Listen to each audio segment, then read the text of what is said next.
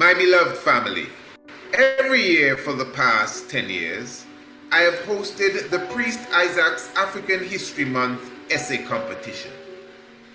Over the years, it would have grown by leaps and bounds to engulf the whole nation and beyond.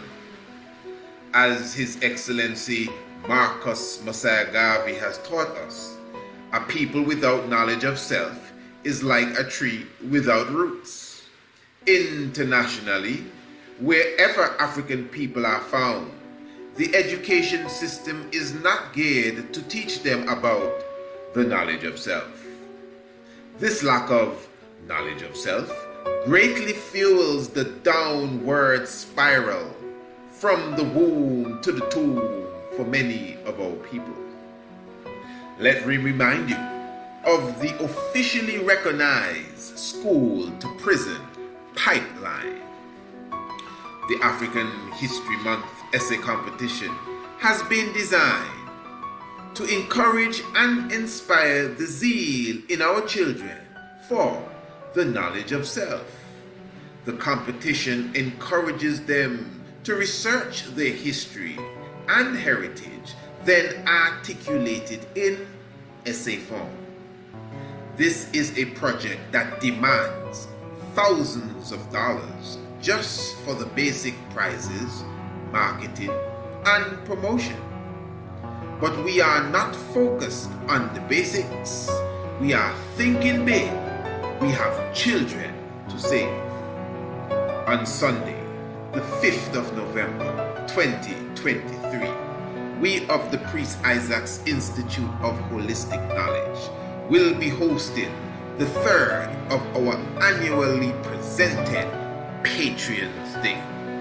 On that day, we present our international webathon designed to create and raise the funds for our national and international African History Month essay competition.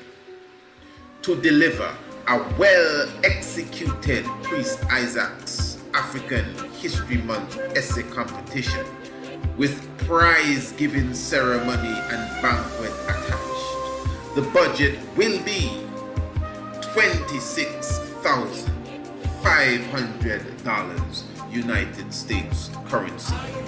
This is for the national essay competition, while the international essay competition will be $31,225 United States currency, a small price for the results that will come. It is obvious that we have been consistent with this project. We have a clear record of good accountability and great transparency.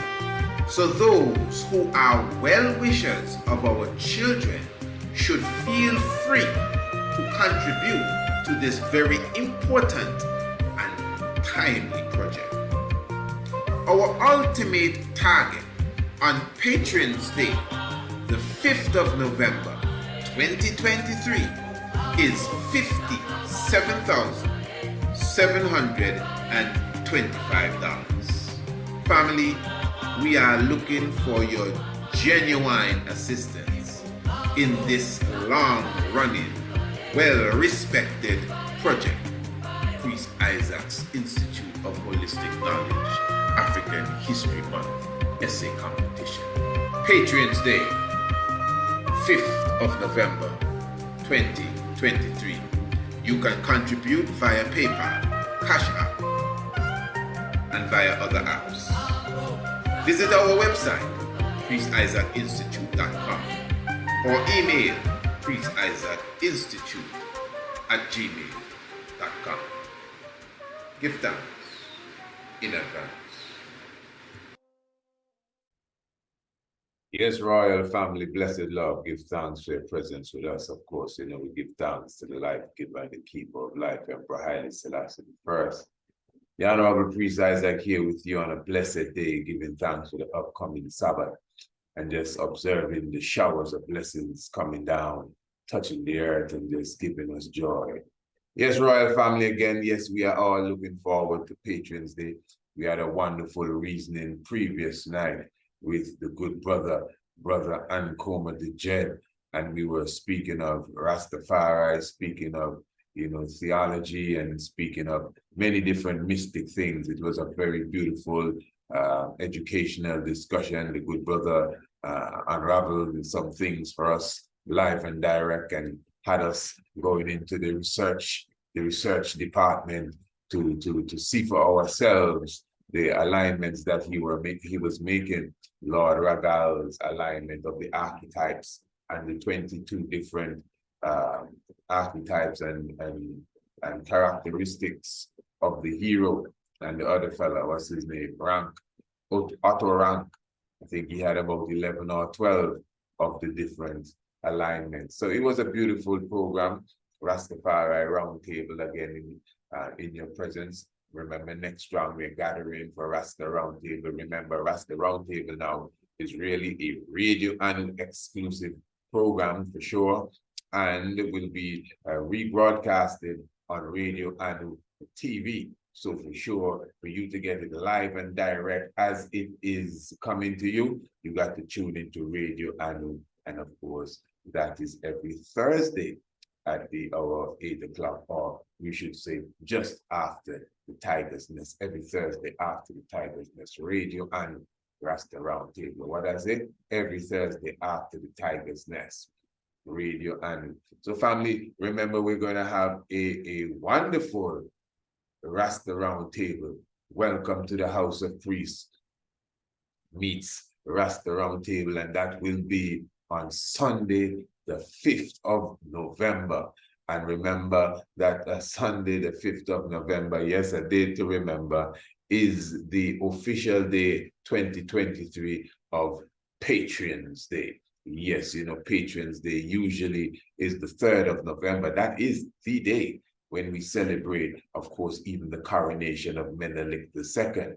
But as the 3rd of November this year will be a Friday, next Friday, in fact, we are celebrating Patrons Day on the 5th of November. Remember, it is an all-day affair from 6 in the uprising, well, from midnight. Nyabingi drum sound, Nyabingi stalking through the air, cutting and clearing and moving all obstacles out of our way. And from the uprising from 6 until the setting of the sun is just different speakers. Members who will be on the panel in the afternoon will be coming through. Brother Ras I will be there with us. The Rabbi Ras I Adonis will be there with us as well. Some other special visitors will be coming through.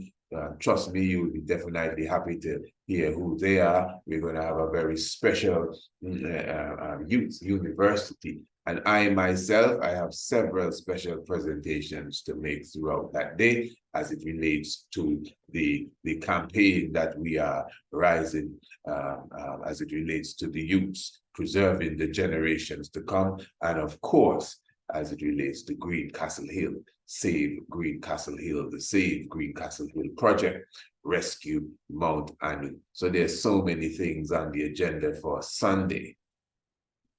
That's Sunday, the 5th of November. And the hub is Radio Anu. I'm talking about the radio station, because it is the resurrection of Radio Anu that we are celebrating. I mean, the link for the radio station is in the description below this video. For those who do not know, that will take you straight to the website, priestisaacinstitute.com.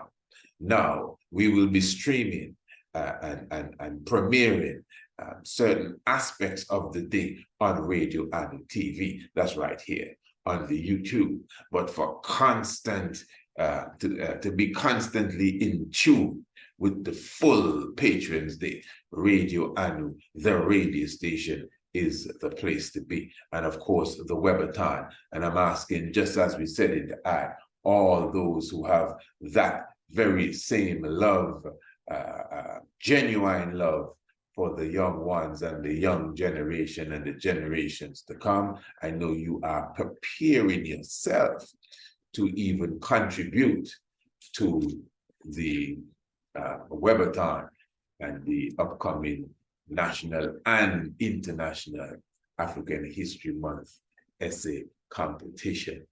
Beautiful. Now, of course, the 2nd of November is this year now, 2023, will be the 93rd anniversary in the celebration of the coronation of Emperor Haile Selassie I, Empress Menin Asfa. When we understand the heights of this union and the coronation of such, many ones would remember that there was this great cry where ones were saying, you know, where is the woman as such in your God concept? But you see, it is Rastafari that rise the standard of the woman in the God concept. Even as Aya Shanti, Baba Shanti, from such time I've spoken about this many times, from our international creed, King Alpha and Queen Omega, Father and Mother of creation. This is from time immemorial, from the conception of our doctrine as Rastafari, and the example is right here. As we all know, Haile Selassie I went somewhat diverse from recent customs, where the emperor would have been really crowned by himself. And then 3 days after, the empress would be crowned at a different ceremony, wherein at the coronation of Emperor Haile Selassie I, 1930. It was the coronation of Empress Menin as well, 1930, the 2nd of November, and that is very key. So that means even the prophecies that point to this coronation, that highlight the crowning of the great king, the 72nd Psalm, the Psalm for Solomon, really, Psalm in the Bible, the Psalm for Solomon, to me is a psalm that highlights the coronation of Nebuchadnezzar, the King of Kings. That's why it's a psalm for Solomon. It even says here ended the psalms of great King David. And at the same time, you have the prophecies that clearly show you on his tie was written King of Kings and Lord of Lords. So just the whole coronation of Haile Selassie I. You have Professor Charles Finch, who speaks of the coronation of Haile Selassie I being one of the 3 signs. This is his outlook of it. One of the 3 signs that symbolizes the ushering in of the age of the cosmic Ethiopian king. The other 2 signs are the inauguration of Barack Obama as the President of the United States and the Million Man March, which was held by Minister Louis Farrakhan. So according to Professor Finch, this is his opinion, that these 3 events were really, these 3 events are symbolic of the ushering in of the age of Kephas, the age of the cosmic Ethiopian king. Now, of course, I would have learned that from him. That science is something I got from studying Professor Finch's work for years now. But I must say that I must say, with all due respect for sure, I would not put the Million Man March. Definitely, I would not put the inauguration of Barack Obama in that whole context of the ushering in of the age of the cosmic Ethiopian king. In fact, the coronation of Haile Selassie I, to me, is not only, it does not only symbolize the ushering in of the cosmic Ethiopian king, it was the coronation of the cosmic Ethiopian king, 1930. That is exactly how I look at it. And of course, astronomically, that is very sound. I'm going to show you something in a moment as it relates to the coronation of Haile Selassie and what the heavens were saying. But according to Dr.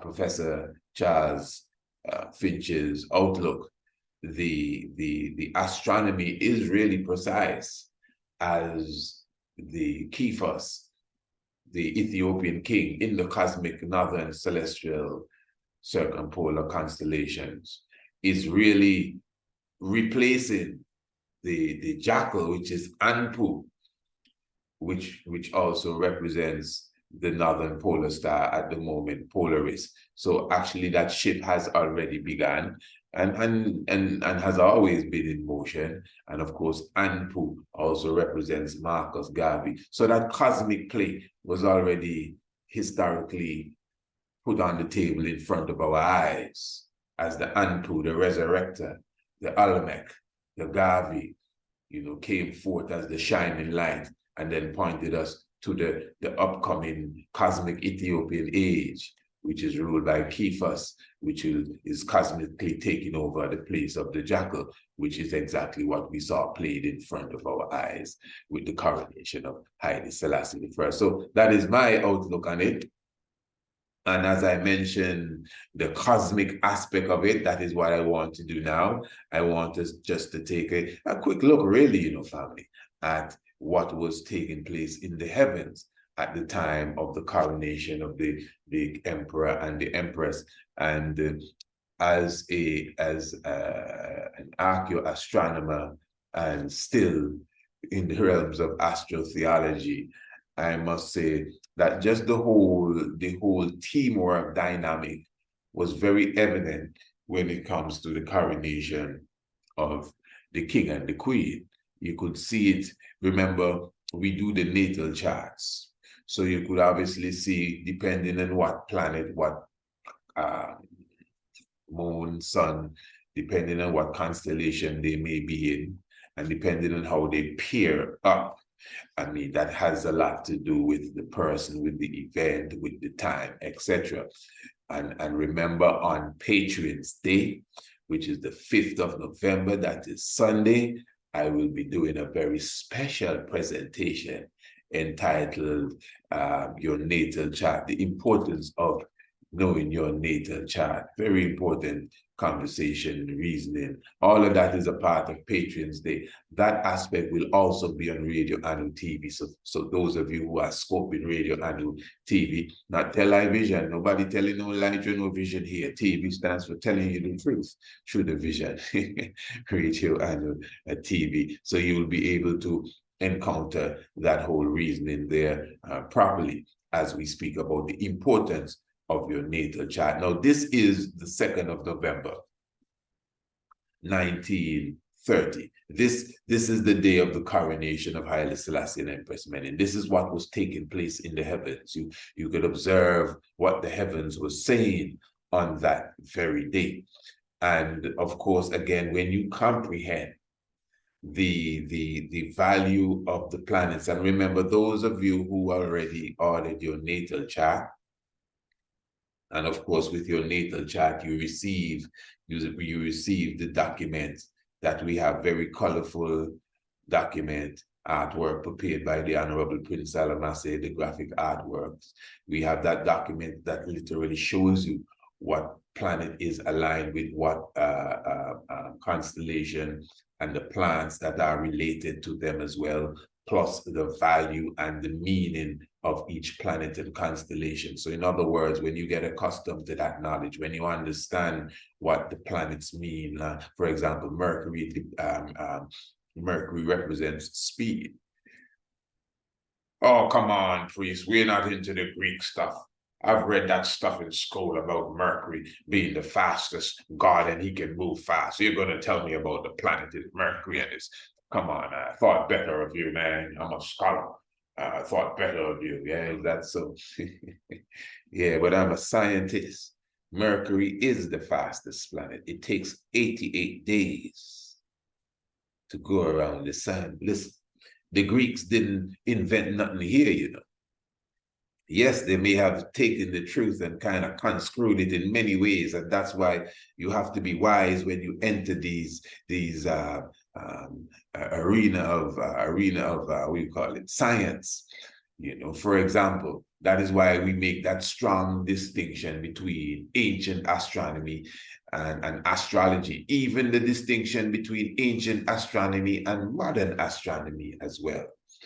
You understand? So in other words, when the Greeks came to ancient Africa, ancient Kush and Kemet, we were the ones that taught them the value of Mercury. We may not have called it Mercury, but we showed them the science of it. And yes, we were the ones that said, no, you see that red looking planet there. And they said, oh, that's a planet? We thought it was a star. No, that's a planet. Look, you see, it's going to be in a different position tomorrow night. Oh, right. So that planet there is the fastest moving of the planets. Okay, Mercury. But we connected Mercury with Tahuti. Tahuti is who they call thought. You know, thought. So Mercury or Tahuti, we speak of the planet now, was representative of wisdom. That's why thought is considered the god of wisdom. And as I said, swift, the scribe.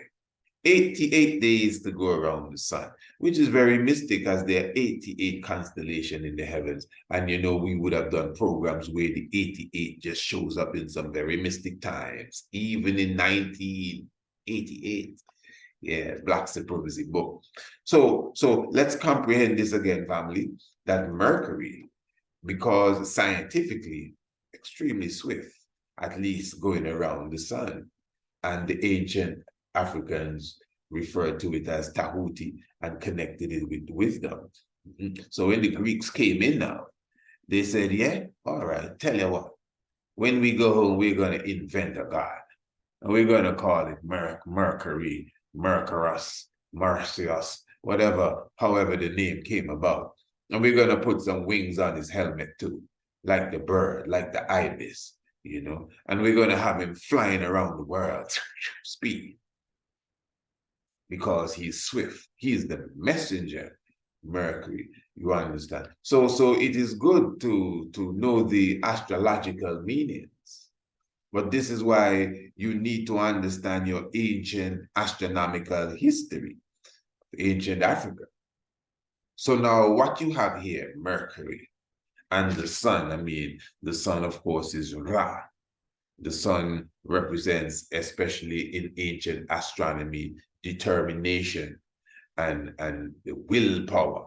That is why where the sun is on your nativity, the day that you were born, what constellation it was plugged into is very important. So again, let's move swiftly here now. So the 2nd of November, you see Mercury paired with the sun, and they're both coming out of Virgo, which is very important because remember, even the Revelation, the chapter in Revelation, chapter 12, that speaks about the woman that was clothed with the sun. This is it. This is the sun that clothed the woman. So the moon was under her feet. Now at this time, you can see basically the sun and Mercury are coming out of Virgo, somewhat under her feet to a degree. There's a time when the moon will be right here under her feet.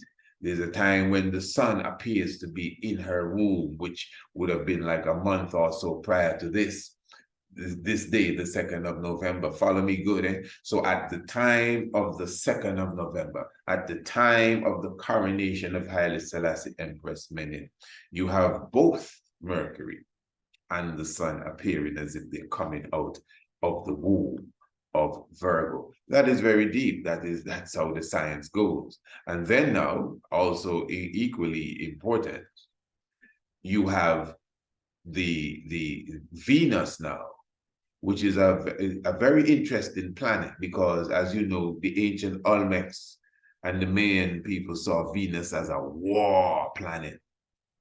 Yet still, Venus, even from the ancient African outlook, has a strong feminine touch too. Just like the moon is feminine as well, but yet still the moon is seen as Khonsu, ancient Kushite god Khonsu, Amun, Mut, and Khonsu.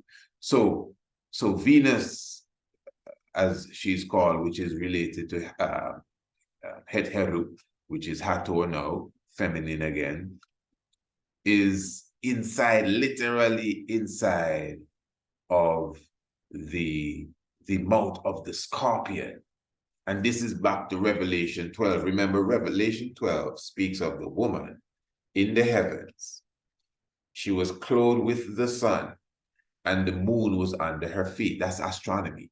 That's ancient astronomy there.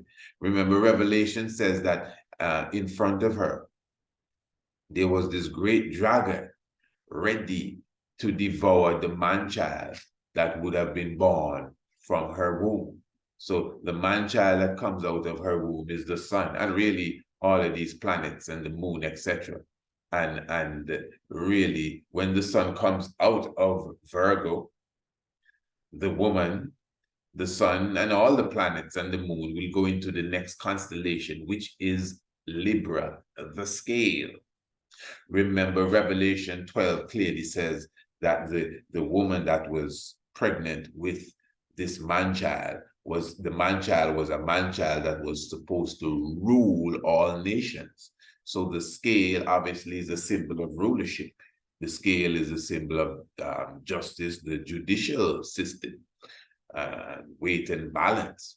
So the heavens, not just wild constellations, but the zodiac belt, the path of the sun, moon, and planets, really is showing you the story. So then after the scale, you can clearly see the scorpion in front of the scale, ready to like devour the scale. And again, that is really aligned with the scripture that shows you that there was a dragon, a red dragon itself, standing before the woman, ready to devour the sun, or ready to devour the scale as soon as it came out of the womb of the woman. Now, interestingly too, where Venus is inside of the jaws of the scale is as you can see, right next to Antares, which is an extremely bright star, the brightest star in the constellation of Scorpio. But yet still it's perfectly under Ophiuchus, which is the serpent holder. That's the tall man with the turban that holds the serpent for Hercules and stands on this very same Scorpio for the archer, which is Sagittarius. So Sagittarius, the archer, is the one with the arrow pointed at the dragon, pointed at Scorpio to destroy Scorpio. So this is why, for example, let's just say this was somebody's natal chart, their birth chart. So Venus being inside a Scorpio, it may not look good. Whatever values that Venus has, you understand. These feminine values and creativity, whatever Venus comes with, you know, it could be jeopardized as such because of its position inside of the Scorpion's jaw, clutches as such, the dragon's mouth there. But the fact that it is also aligned not just with Scorpio, it's also aligned with the serpent holder, Ophiuchus, meaning that Ophiuchus now really in the mythology actually crushes the serpent. So the serpent does not conquer. And then you have the archer, which is behind the serpent with the arrow ready to destroy the serpent as well. So whatever qualities may appear to be stifled because the scorpion is now engulfing it. If the natal child, the person that the natal chart belongs to, would invoke the spirit of Ophiuchus, the serpent holder, the crusher of the Scorpio and would invoke, because the planet, or even the sun, or even the moon, once it is in Scorpio, it's in the serpent holder. You can just comprehend that right away. And the serpent holder's power is strong enough to crush the scorpion's resistance to whatever value that planet has, whether it's Venus, it could have been Mars, it could be the sun, it could be the moon. This is how the ancient astronomers would read these natal charts. I'm sure you understand exactly where I'm coming from. But now what we're looking at here, although this would have obviously been someone's born day as well, but we're looking at the coronation. All of what I'm showing you is during the coronation of our emperor and empress, Haile Selassie I, Empress Menen. So again, at the coronation, you see Mercury with the sun. You see, when you see them together, that's like teamwork there, you know. Mercury with the sun, both of them coming out of the womb of the Virgin. And then Venus with Antares. This is very interesting because that means at the time of the coronation of Haile Selassie and Empress Menen, when you saw Venus in the sky, it would have appeared as if it was next to another star or next to another planet.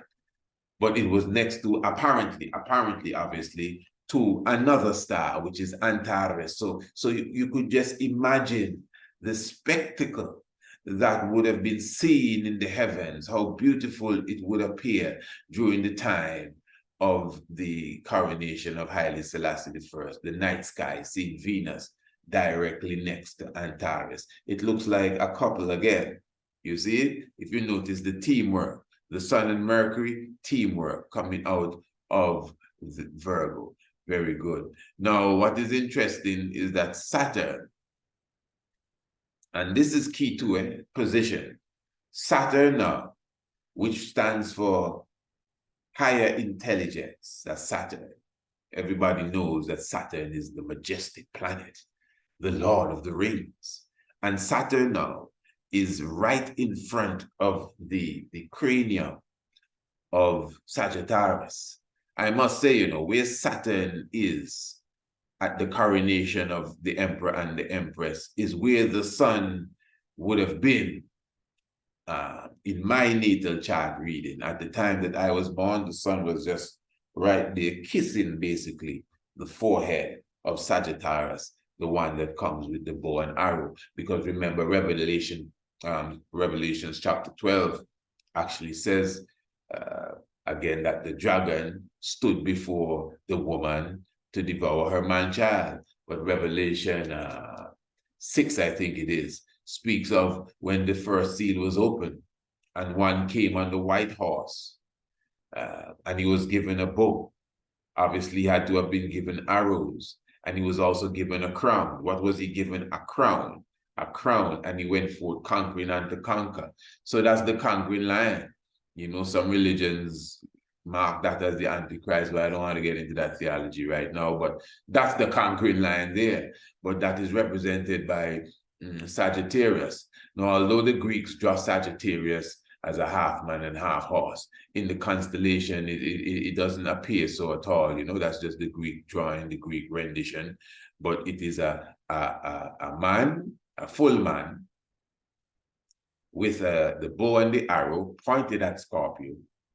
And in front of him is the crown. See the crown here? Corona Australis, the southern crown. Now, this is very important because the constellation after Sagittarius is Capricornus or Capricorn, which they teach us is a goat, but it's not a goat, it's the unicorn.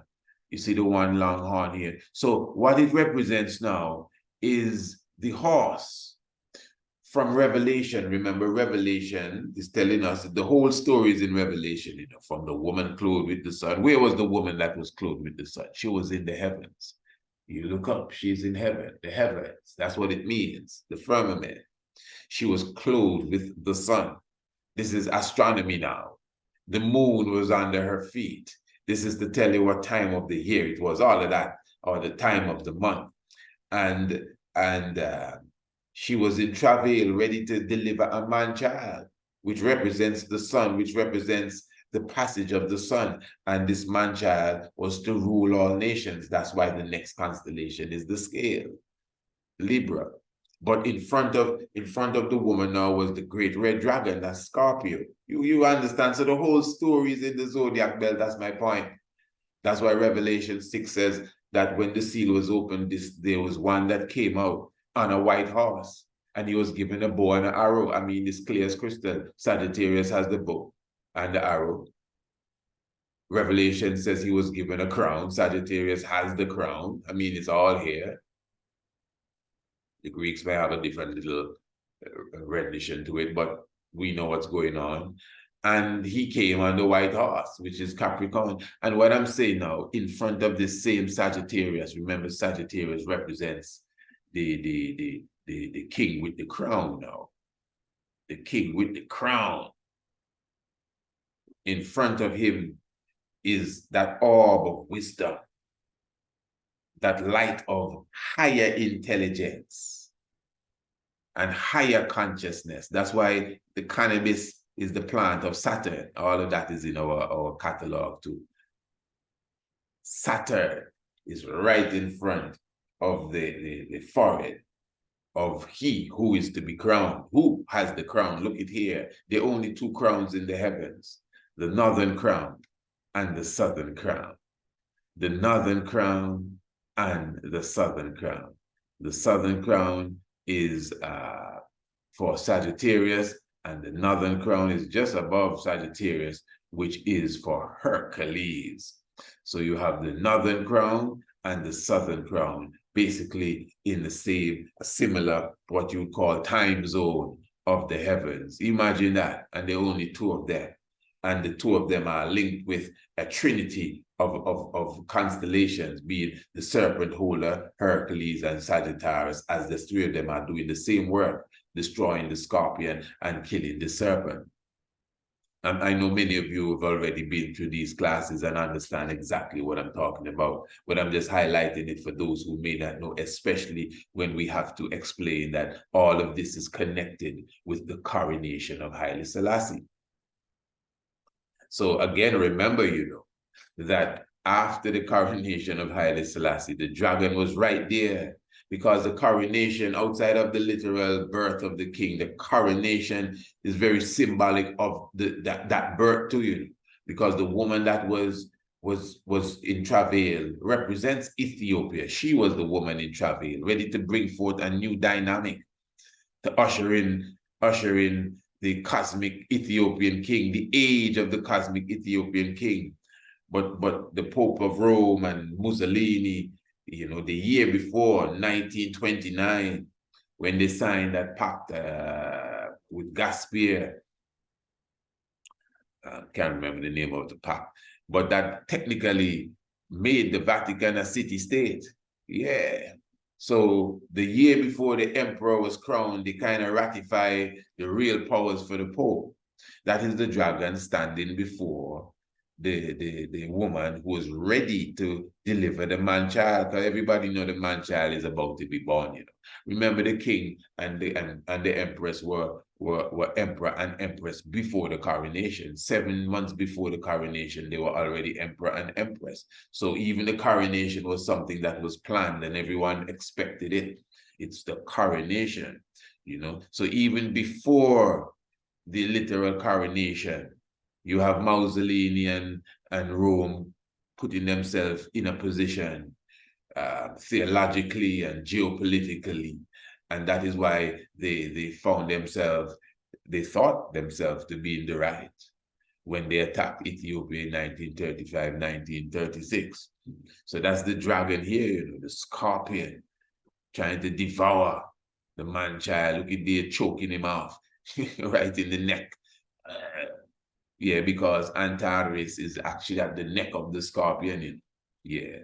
But again, that is why Sagittarius have Saturn right in front of him, wisdom, higher intelligence, ready to destroy the Scorpion. And again, anything inside as a Scorpion is also ruled under Ophiuchus, the serpent holder. So once you have faith and trust and you check for the serpent holder, hey, you will be okay.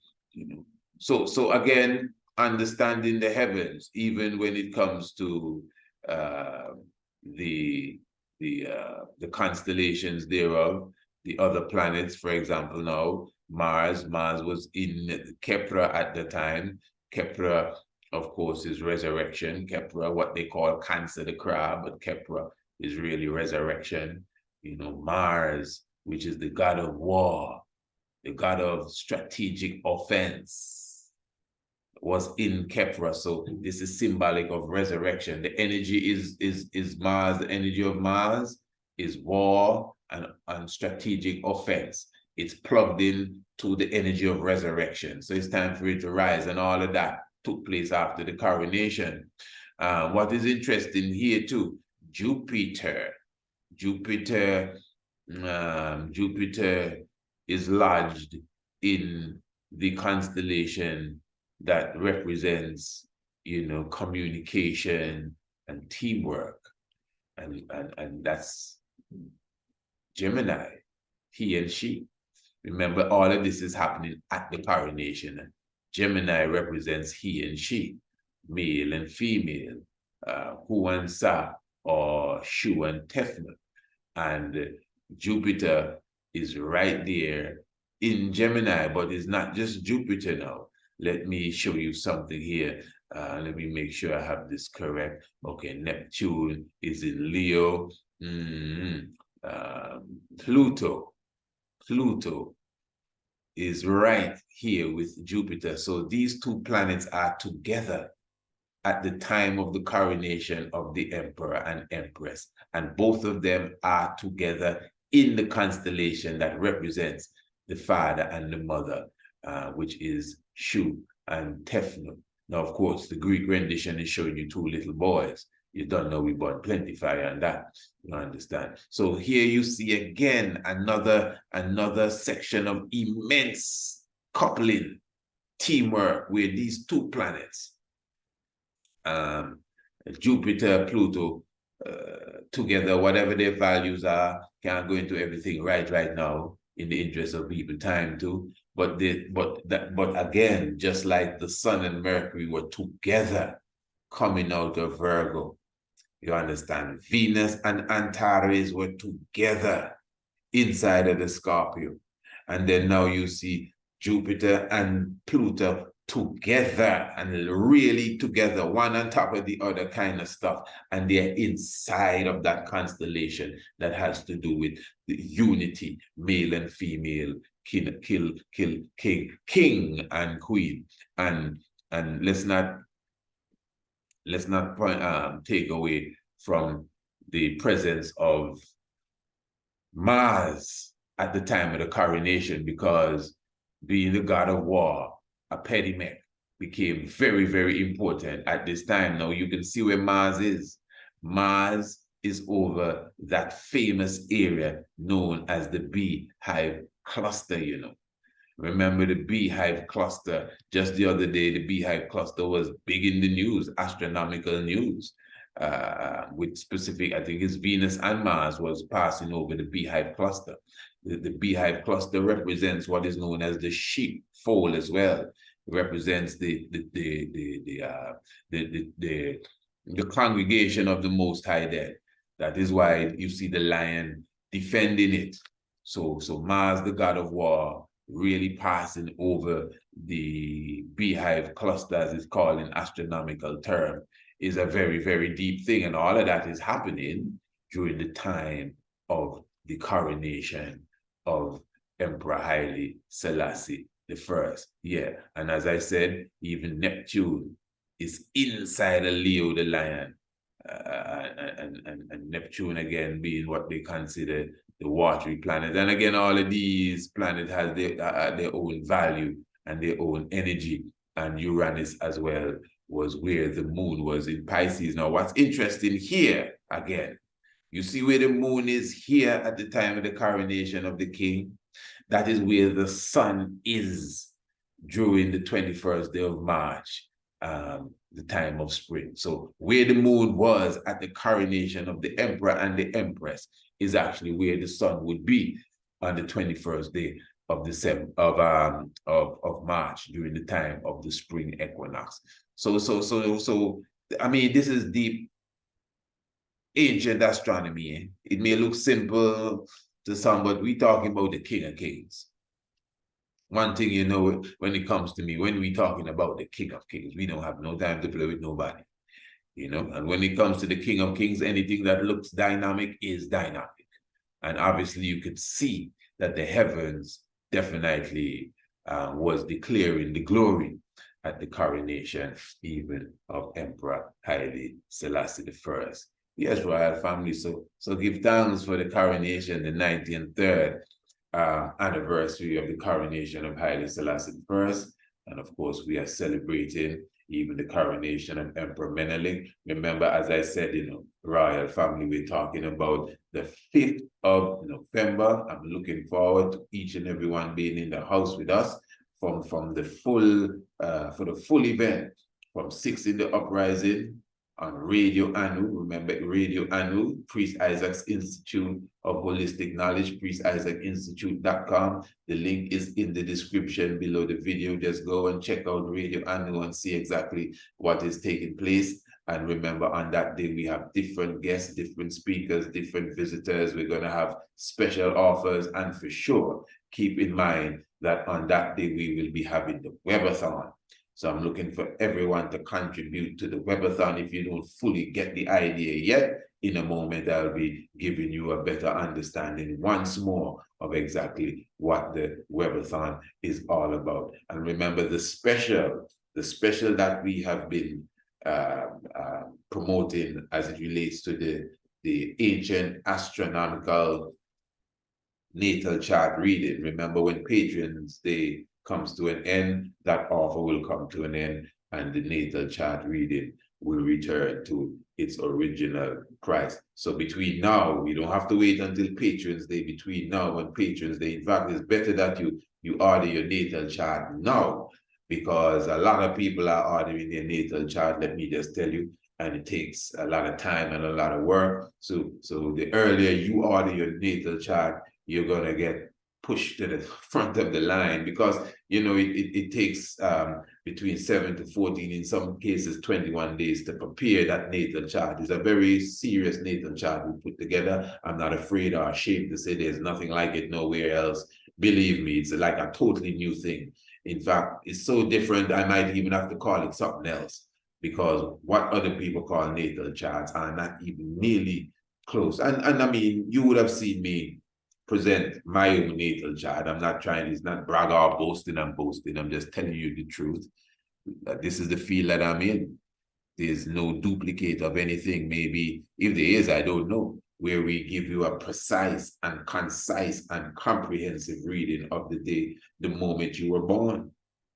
You know, if you want to wait until the 5th of November, we will be making a special presentation on the importance of your natal chart. It is up to you. You can wait for that one. And in fact, we would have presented our own natal chart. For those of you who didn't see that, you could just go back to the videos in our channel, type in natal chart. I think it should come up, Priest Isaac, natal chart. More than likely, our presentation would come up. I think it's Priest Isaac presents his natal chart, and that video will come up, and you get a better understanding of what the natal chart reading is all about, for sure. So again, we have been having a special on the natal chart reading document. Remember, it's a document to you. It's not a reading. It's not a call, and I'll be trying to tell you your future and them kind of foolishness. That's not where we're into at all. It's a science. That's why in the explanation, I clearly show you, everyone can see it's a science. It's not my opinion, it's a science. I show you exactly where every heavenly body was, down to the coordinates, down to the second. That's all. So you have an understanding. Then I show you the ancient understanding of these heavenly bodies. Those of you who are on the Ancient Astronomical Course, you understand what I'm talking about. What I'm bringing to you is from our diligent research, diligent research of understanding the ancient science of astronomy, even with the herbs and the different parts of the human anatomy. All of that is included. That is how we come to our own conclusions. So it's almost like maths. 1 + 1 is 2. So again, if Mars is the symbol of the god of war and determination as well, and strategic offense, and it's inside of Kepra, which represents resurrection, is maths. 1 + 1 is 2. So that natal child now, that natal child obviously has a strong potential within themselves to rise to the standard of even a field marshal within their mentality. They don't have to be on the battlefield, even if it's in business, it could be in sports, some sort of industry, but yet still they have that determination. It's naturally in them. They have that strategic offensive mentality. It's naturally in them, but they have to tap into their Kepra now to resurrect it. It's just a natural thing. So it's not us giving you our opinion as such. Yes, we do the astronomical interpretation because, again, we understand the meaning of the planets, constellations, where they are, when, and all of that is very, very important. So again, those of you who will be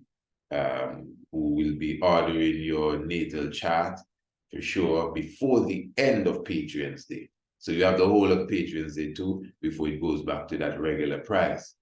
And but if you're going to do it, it's best you do it now, because I know on Patreon's Day, many ones will be bringing in their order, and then the list will be getting long. I'm telling you the truth. So believe me, and everyone wants their natal chart. It's a very, very comforting and cozy thing to have. You understand? Just to know not what sign you are. Come on, as you can see, we're past that stage, just to know what the heavens were saying at the moment that you were born. So yes, family, again, give thanks. Don't go anywhere. I want you to get a better understanding. Don't move. I'm going to give you a better understanding again after this natal chart presentation here. I'm going to give you a better understanding once again of exactly what is taking place on Patreon's Day as it relates to the essay competition and the webinar. Okay, very good. The webathon. Yes, Do you want an accurate natal chart reading to know the true position of the sun, the moon, and each planet at the moment that you were being born? We at the Priest Isaac's Institute of Holistic Knowledge will create a precise natal chart for you and your loved ones, coupled with snapshot pictures of each planet, the sun, the moon, plus the constellations related to them. In addition to this, we will be giving you a detailed report of the alignment of planets to the constellations and its full meaning, not from an astrological perspective, but from an ancient astronomical perspective. You will have this report for the rest of your life and can share it with your friends and your family. To order your accurate natal chart today, visit our website, priestisaacinstitute.com, or email us, priestisaacinstitute@gmail.com. Blessed. My beloved family, every year for the past 10 years, I have hosted the Priest Isaac's African History Month essay competition. Over the years, it would have grown by leaps and bounds to engulf the whole nation and beyond. As His Excellency Marcus Mosiah Garvey has taught us, a people without knowledge of self is like a tree without roots. Internationally, Wherever African people are found, the education system is not geared to teach them about the knowledge of self. This lack of knowledge of self greatly fuels the downward spiral from the womb to the tomb for many of our people. Let me remind you of the officially recognized school to prison pipeline. The African History Month essay competition has been designed to encourage and inspire the zeal in our children for the knowledge of self. The competition encourages them to research their history and heritage, then articulate it in essay form. This is a project that demands thousands of dollars just for the basic prizes, marketing, and promotion. But we are not focused on the basics. We are thinking big. We have children to save. On Sunday, the 5th of November, 2023, we of the Priest Isaac's Institute of Holistic Knowledge will be hosting the third of our annually presented Patrons Day. On that day, we present our international webathon designed to create and raise the funds for our national and international African History Month essay competition. To deliver a well-executed Priest Isaac's African History Month essay competition with prize-giving ceremony and banquet attached, the budget will be $26,500 United States currency. This is for the national essay competition, while the international essay competition will be $31,225 United States currency, a small price for the results that will come. It is obvious that we have been consistent with this project. We have a clear record of good accountability and great transparency. So those who are well-wishers of our children should feel free to contribute to this very important and timely project. Our ultimate target on Patrons Day, the 5th of November, 2023, is $57,725. Family, we are looking for your genuine assistance in this long-running, well-respected project, Priest Isaac's Institute of Holistic Knowledge African History Month Essay Competition. Patrons Day, 5th of November, 2023. You can contribute via PayPal, CashApp, and via other apps. Visit our website, priestisaacinstitute.com, or email priestisaacinstitute@gmail.com. Give thanks in advance. The Tiger's Nest is a Radio Anu International exclusive program brought to you by the Honorable Priest Isaac. The Tiger's Nest is aired live every Monday through Thursday at 7 p.m. local standard time. Become a subscriber through our website by visiting www.priestisaacinstitute.com and choose between our subscription plans. Or you can subscribe by using the details provided in the link below.